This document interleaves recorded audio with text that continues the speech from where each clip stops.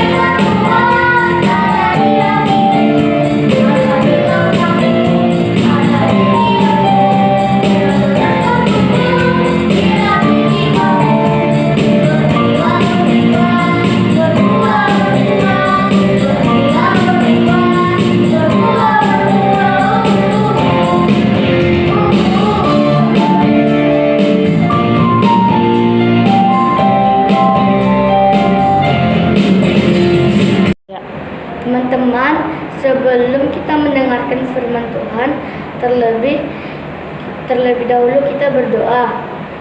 Tuhan Yesus, berkati kami Tuhan, supaya kami dapat memahami dan melakukan kebenaran firman-Mu, dan berkati guru kami Tuhan yang menyampaikan firman Tuhan. Dalam namamu kami berdoa dan mengucap syukur. Amin. Shalom, selamat pagi anak-anak kami. Apa kabar semuanya? Kami berharap semua anak-anak di rumah tetap sehat ya, dan tentunya harus tetap semangat. Kenapa kita harus tetap semangat anak ibu? Karena Tuhan baik sama kita.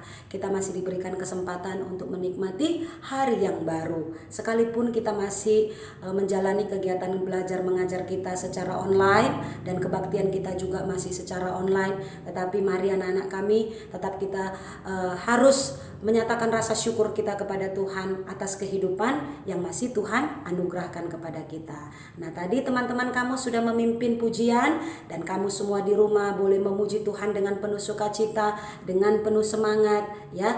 Itu tandanya kamu tahu bahwa di dalam kita beribadah, kita harus memberikan hati dan pikiran kita untuk tertuju kepada Tuhan Yesus. Nah, saatnya kita akan mendengarkan firman Tuhan anak-anak kami. Mari kita buka Alkitab kita baca firman Tuhan dari kitab Kejadian pasal ke-37 ayat 1 sampai dengan ayat yang ke-18. Namun nanti kita akan membacakannya dari ayat 12 sampai 18 saja, dan setiap anak-anak boleh memperhatikan bacaan-bacaan Alkitab yang sudah di tangan kita masing-masing. Yusuf dijual ke tanah Mesir. Pada suatu kali pergilah saudara-saudaranya mengembalakan kambing domba ayahnya dekat Sikem. Lalu Israel berkata kepada Yusuf, "Bukankah saudara-saudaramu mengembalakan kambing domba dekat Sikem? Marilah engkau kusuruh kepada mereka." Saud Yusuf, "Ya Abah," kata Israel kepadanya, "pergilah engkau melihat apa baik keadaan saudara-saudaramu dan keadaan kambing domba, dan bawalah kabar tentang itu kepadaku." Lalu Yakub menyuruh dia dari lembah Hebron, dan Yusuf pun sampai di Sikem. Ketika Yusuf berjalan ke sana kemari di padang, bertemulah ia dengan seorang laki-laki dan bertanya kepadanya, "Apakah yang kau cari?" Sahutnya, "Aku mencari saudara-saudaraku. Tolonglah katakan kepadaku di mana mereka mengembalakan kambing domba." Lalu kata orang itu, "Mereka telah berangkat dari sini, sebab telah kudengar mereka berkata, 'Marilah kita pergi ke Dotan.' Maka Yusuf menyusul saudara-saudaranya itu, dan didapatinya lah mereka di Dotan. Dari jauh ia telah kelihatan kepada mereka, tetapi sebelum ia dekat pada mereka, mereka telah bermufakat dengan daya upaya untuk membunuhnya." Demikian pembacaan firman Tuhan, anak-anak kami. Dari teks yang kita baca, kita juga nanti akan menghafalkan ayat hafalan yang terambil dari 1 Yohanes pasal yang kedua ayat yang ke-10. 1 Yohanes pasal 2 ayat yang ke-10, "Barang siapa mengasihi saudaranya, ia tetap ada dalam terang, dan di dalam dia tidak ada penyesatan." Sekali lagi, barang siapa mengasihi saudaranya, ia tetap berada dalam terang, dan di dalam dia tidak ada penyesatan. Nah, anak-anak kami, kita bersyukur kalau melalui teks firman Tuhan ini kita diingatkan ya bahwa kita ada memiliki saudara-saudara ya. Kamu di rumah mungkin ada punya adik, punya abang, punya kakak ya. Kenapa Tuhan hadirkan mereka ada di tengah-tengah kehidupan kita bersama dengan orang tua, di dalam rumah, di dalam keluarga. Nah, anak-anak kami, jelas saudara-saudara yang Tuhan kasih hadir di bersama dengan kita itu adalah tujuannya supaya kita saling mengasihi. Kita tidak boleh membenci, kita harus saling bisa menunjukkan rasa peduli kita, rasa menghargai kita kepada saudara kita, baik laki-laki maupun kepada saudara kita perempuan. Nah, dari kisah Yusuf ini, anak-anak kami, tentunya Ibu Dewi yakin ya, kamu pasti sudah pernah mendengar kisah Yusuf. Bagaimana Yakub yang adalah seorang bapak memiliki 12 anak laki-laki, dan di antara 12 anak laki-laki itu Yusuf adalah anak yang paling disayang oleh Yakub, sehingga melihat perbedaan sayang yang diberikan oleh Yakub kepada Yusuf membuat saudara-saudaranya benci. Nah, anak-anak kami, terlebih lagi ketika saudara-saudara Yusuf melihat bapaknya Yakub memberikan sebuah jubah yang begitu indah kepada Yusuf, itu membuat mereka benci, tidak suka kepada Yusuf. Dan ketika Yusuf juga menceritakan ada 2 mimpi, dan ketika saudara-saudaranya mendengar mimpi tersebut, saudara-saudaranya juga benci kepada Yusuf. Kenapa? Dari mimpi Yusuf itu, Yusuf mengatakan bahwa ada berkas gandum ya, kemudian dia melihat berkas gandum milik saudara-saudaranya itu tunduk kepada berkas gandumnya Yusuf, dan mereka mendengar itu, saudara-saudara Yusuf mendengar akan hal itu menjadi tidak suka, mereka benci, dan mereka mengatakan, "Emang kamu siapa? Kamu kan anak kecil, kami saudaramu, kami orang yang paling besar. Kenapa kami harus tunduk kepadamu? Kamu mau jadi raja, kamu mau jadi pemimpin." Nah, anak-anak kami mendengar hal itu, jelas Yusuf bisa saja sakit hati, tetapi sebagai saudara yang baik, Yusuf tidak menyimpan rasa sakit hati. Dan ketika lagi Yusuf menceritakan tentang mimpi yang kedua kepada saudara-saudaranya dan juga kepada ayahnya, Yusuf mengatakan bahwa matahari, bulan, dan 11 bintang tunduk kepada Yusuf, menyembah kepada Yusuf. Wah, itu membuat saudara-saudaranya makin benci lagi anak-anak kami. Nah, apa yang ditunjukkan dari sikap saudara-saudaranya Yusuf tidak membuat Yusuf juga membenci saudara-saudaranya. Apa buktinya anak-anak kami? Buktinya adalah ketika Yakub meminta tolong kepada Yusuf untuk mencari saudara-saudaranya yang sedang mengembalakan domba di Sikem, ya, Yakub bilang sama Yusuf, "Yusuf, tolonglah pergi cari saudara-saudaramu yang tadi mereka pergi mengembalakan domba ke Sikem. Karena sampai sekarang kok mereka belum pulang-pulang." Yakub melihat bahwa anak-anaknya itu belum kembali ke rumah, belum membawa kambing domba. Nah, akhirnya Yakub meminta tolong kepada Yusuf. Dan apa yang dijawab sama Yusuf anak ibu atas permintaan ayahnya? Ya, apakah Yusuf melawan? Enggak ada. Yusuf tidak melawan. Yusuf tidak mau mengatakan bahwa buat apa Bapak aku cari mereka? Kan mereka sudah besar. Mereka kan bukan anak-anak lagi. Jadi mereka pasti bisa pulang ke rumah kita. Bapak tunggu aja, kita tunggu aja di rumah. Nggak usah kita cari mereka ke sana. Wah, apakah ada dijawab sama Yusuf seperti itu anak-anak kami? Tidak ada Yusuf menjawab seperti itu. Tetapi sikap yang ditunjukkan Yusuf kepada ayahnya Yakub adalah dia taat, menghormati ayahnya dengan mentaati apa yang diperintahkan Allah ayahnya kepadanya. Nah anak-anak kami, kita melihat bagaimana sikap Yusuf yang tunduk, hormat kepada orang tuanya, tidak melanggar apa yang perintahkan oleh ayahnya, sehingga Yusuf pun pergi ke Sikem untuk menjumpai saudara-saudaranya yang sedang mengembalakan domba. Namun apa yang ditemukan oleh Yusuf ketika di Sikem, anak ibu?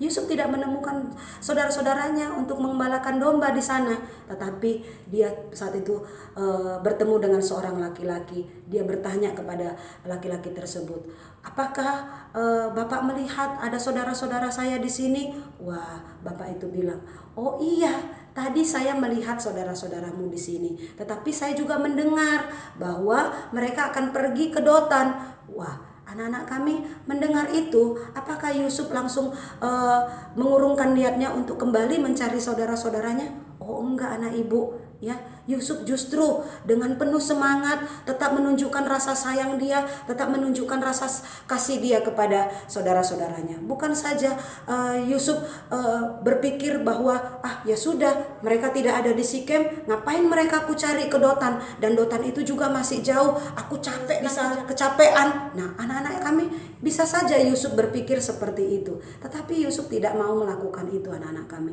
Dia tetap mengingat apa yang menjadi perintah ayahnya, supaya Yusuf membawa pulang saudara-saudaranya dan juga kambing dombanya ke rumah dengan selamat. Nah anak-anak kami, kita melihat bagaimana Yusuf sebagai seorang saudara dari 11 saudaranya itu tetap mengasihi saudara-saudaranya, sekalipun ada yang dia tahu bahwa beberapa saudaranya itu membenci apa yang sudah dialami oleh Yusuf, yang sudah diceritakan oleh Yusuf terkait juga dengan mimpi-mimpi Yusuf.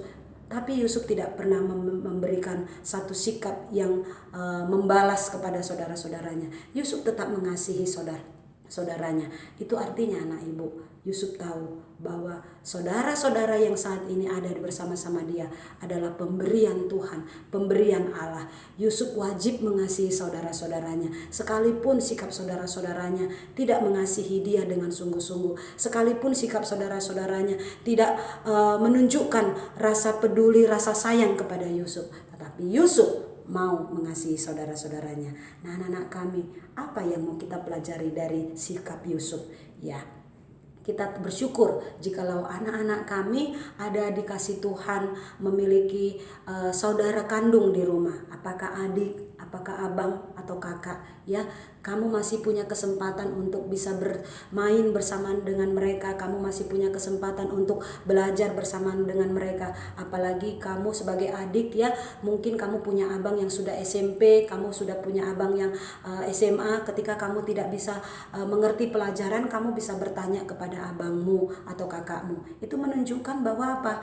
Kita di dalam keluarga harus saling peduli, kita harus saling menunjukkan rasa kasih sayang kita kepada setiap saudara-saudara kita. Nah anak-anak kami, bagaimana kita mensyukurinya itu atas kehadiran saudara-saudara yang Tuhan sudah berikan di tengah-tengah kehidupan kita bersama dengan keluarga, ada papa dan mama. Kita harus mengasihi saudara-saudara kita. Kita tidak boleh membenci mereka. Kalaupun mungkin ada sesuatu yang mungkin berbeda yang kita lihat di dalam pemberian orang tua kita kepada salah satu saudara kita, jangan itu membuat kita jadi tidak suka kepada saudara kita. Mungkin hari ini saudara kita laki-laki yang akan mendapatkan bagian dari orang tua kita, apakah papa atau mama, atau besoknya lagi mungkin adik kita yang mendapat bagian dari orang tua kita, dan kita mungkin besoknya lagi. Nah itu semuanya anak ibu bisa membuat kita mengerti bahwa tidak ada perbedaan yang diberikan oleh orang tua kepada anak-anaknya. Semua orang tua sayang sayang kepada anak-anaknya. Sehingga mari sebagai saudara di dalam rumah kita tetap menjaga kerukunan ya, supaya kita tetap bisa menciptakan sesuatu kehidupan yang saling menghargai, saling peduli, dan tetap mengasihi satu dengan yang lainnya. Tuhan Yesus mengajarkan kita bagaimana kita juga harus mengasihi keluarga kita, karena keluarga kita juga bagian dari cara Tuhan di dalam menjaga dan juga memberkati kehidupan kita. Anak-anak kami yang kami kasihi, kita bersyukur karena Tuhan Yesus sudah mengajarkan sesuatu yang baik bagi kita.